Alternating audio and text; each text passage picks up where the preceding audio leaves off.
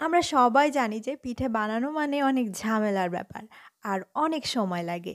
কিন্তু আজকের এই সুজির রসভরি পিঠা কিন্তু মোটেও তেমন না। বানানো যেমন সহজ, কম সময়ে বানানো যায়, তেমনই খেতে হয় ভীষণ মজার। প্রিয় দর্শক, আসসালামু আলাইকুম। চলুন তাহলে আমরা মূল রেসিপিতে চলে যাই। তো সুজির এই রসভরি পিঠা বানানোর জন্য আমি এখানে 1 লিটার পরিমাণে তরল দুধ নিয়েছি, 1 চিমটি লবণ আর হাফ কাপ পরিমাণে দিচ্ছি চিনি। চিনিটা আপনি আপনার নিজের স্বাদ বুঝে দিতে পারেন।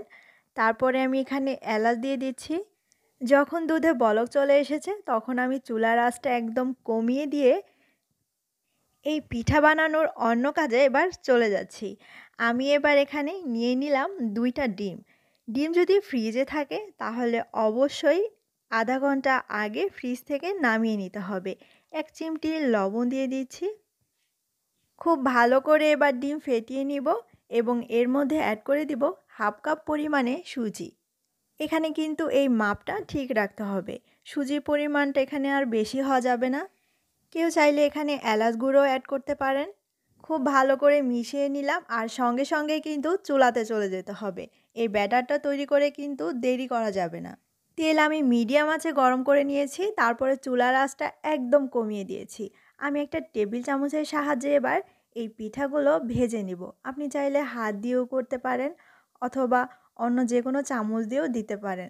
তবে টেবিল চামচ দিয়ে দিলে সবগুলি পিঠার সাইজ একই রকম এবং সুন্দর হয়। দেখতে পাচ্ছেন তেলটা কিন্তু খুব বেশি গরম না, মিডিয়াম গরম আছে এবং চুলার আঁচটা এ পর্যায়ে একদম লোতে আছে। একটু পরেই দেখবেন পিঠাগুলো ফুলে ডাবল হয়ে গেছে এবং তেলের উপরে ভেসে উঠেছে। এই পিঠা কিন্তু মোটেও বেশি সময় নিয়ে ভাজা যাবে না, জাস্ট হালকা একটু কালার আসবে এবং ফুলে যখন এরকম ডাবল হয়ে যাবে তখনই তুলে নিতে হবে। ভাজতে সময় লেগেছে আমার আনুমানিক সর্বোচ্চ 1.5 থেকে 2 মিনিট। আর মনে আছে তো আমি পাশের চুলায় যে দুধ জাল বসিয়ে দিয়েছিলাম একদম কম আঁচে, সেই দুধের মধ্যে কিন্তু আমি এই পিঠাগুলো তেল থেকে তুলে সঙ্গে সঙ্গেই দিয়ে দিব। পিঠাগুলো আমি এভাবে দিয়ে দিলাম আর একটু নেড়েচেড়ে মিশিয়ে একটা ঢাকনা দিয়ে ঢেকে রেখে দিব মিনিমাম আধা ঘন্টার মতো।